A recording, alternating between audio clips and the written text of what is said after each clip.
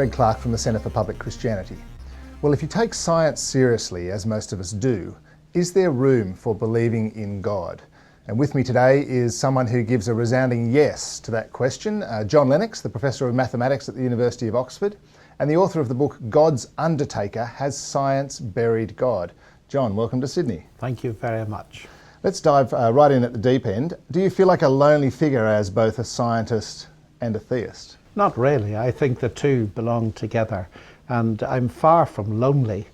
Take someone, for example, like Francis Collins, who's the director of the Human Genome Project. He is a Christian, and Bill Phillips, who won the Nobel Prize for Physics in 1998, is also a Christian. So I don't feel a lonely figure at all. Well, you also feel that Christianity played something of a role in the rise of science. Can you explain to us what you mean by that? Historically, science exploded in the 16th and 17th centuries in Western Europe. And people have asked the question, why then and why there?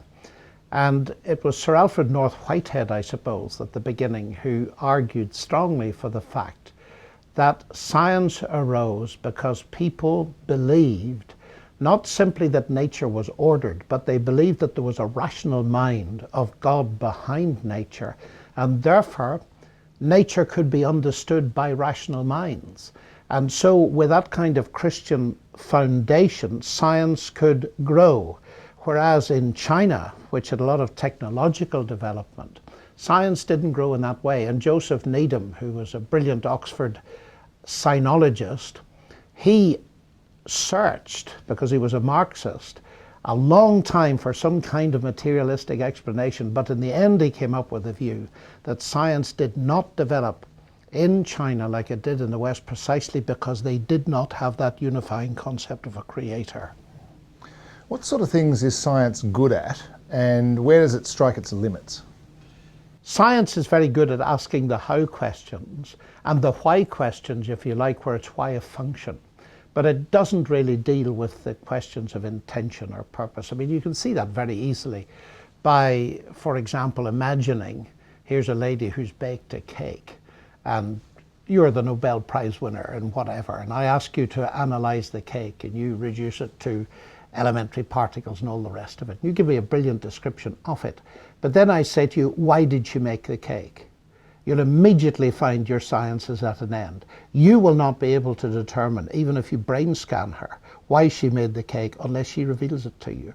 So science cannot, as Sir Peter Medawar, I suppose he formulated best, Nobel Prize winner, he said science, you see its limits very easily in that it cannot address the simple questions of a child. Where do I come from? What am I here for? What's the meaning of my life? One of those questions that gets asked in an area of great controversy, I think, between believers in God and others, is the origins of the universe. I mean, can anyone really come to a conclusion as a scientist that there is a God behind it all? Well, I think it's possible to come to a conclusion as a scientist that there's a God behind it all. The standard model, the standard Big Bang model, is essentially a label on a mystery, but at least it says there was a beginning. There was a beginning.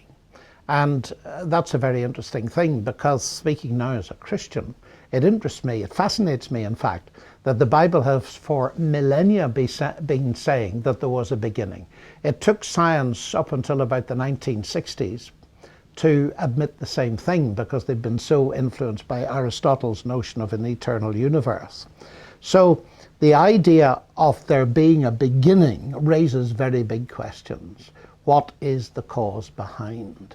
So I see absolutely no incompatibility here in postulating God as the first cause. I mean, I have much stronger reasons than that for believing God is behind it as a scientist, but that's a start.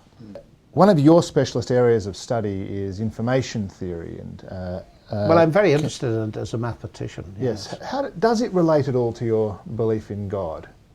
Well, yes, it does. Because one of the fascinating things, I think, about science in the last 50 years or so is the discovery that the DNA is the base of the structure of proteins and the base of life, so to speak. And that involves words, indeed one very long word, 3.5 billion letters long. And it's a word with significance in a 4-letter alphabet, the codons. It's a word that's significant. It has a meaning. It has a semiotic dimension because the DNA word codes for the proteins. Now, when you see words that have meaning, they tend to come from an intelligence. And I think, wearing my mathematical hat, that you don't get any free lunch anywhere here. That the very fact we have this word is an indicator that there's an intelligence behind it. I mean, it amuses me really. If you saw a letter, a single letter of the alphabet, say an A, traced on a beach in Sydney, for example, one of these wonderful beaches you have, you'd immediately argue that an intelligence had put it there. And yet I discover that people can look at 3.5 billion letters in exactly the right order, and then they say, chance and necessity, account for it exhaustively. That puzzles me greatly. Now, I know there's a lot more to it than that. Yes. Is it like the question of the monkeys put together and eventually typing Shakespeare? Is that the sort of... Well, in a way it is, but nobody, not even the strongest atheists I meet, believe in chance origins of life. That's gone out a long time ago. Richard Dawkins would want to argue that it's chance and necessity, chance plus the laws of nature, because the probabilities of getting life simply by random mixing of molecules and so on are just way off the scale. They are far too low. But Dawkins will argue that there is a law-like effect of natural selection that increases the probabilities. Now, I would want to argue that when you analyze those simulations that Dawkins does, what he does very effectively is smuggle intelligence in by the back door. Fascinating. You spend a lot of time debating and discussing these issues with Richard Dawkins and Christopher Hitchens and other atheists. Well, I've had a couple of major debates, that's right. Indeed, yes, and people can find those on the web. Yes, that's there's right. a lot of discussion about those debates. How significant is the understanding of science in those debates? Is it the core? It's very significant. Well, let's put it this way. What we're talking about now is what calls itself the new atheism. And at the core of the new atheism, there are a number of scientists, some of them very high-powered, like Steven Weinberg, who think that the best thing science can do, and I'm quoting him at a recent conference in America, the best thing science can do could eliminate religion. And the basic logic is very simple. They regard all religion as dangerous, so it's got to be eliminated. How are we going to eliminate it? We use the cultural authority of science. So science lies at the heart of it because of its cultural power. In these debates that you have with people and the debates you're lined up to have here in Sydney, what do you hope people will go away with who are listening to the debate at the end? What's your big hope?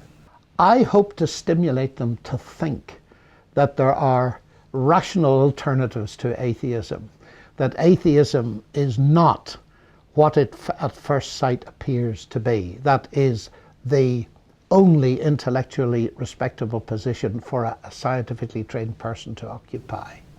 John Lennox, thank you very much. Not at all. Pleasure.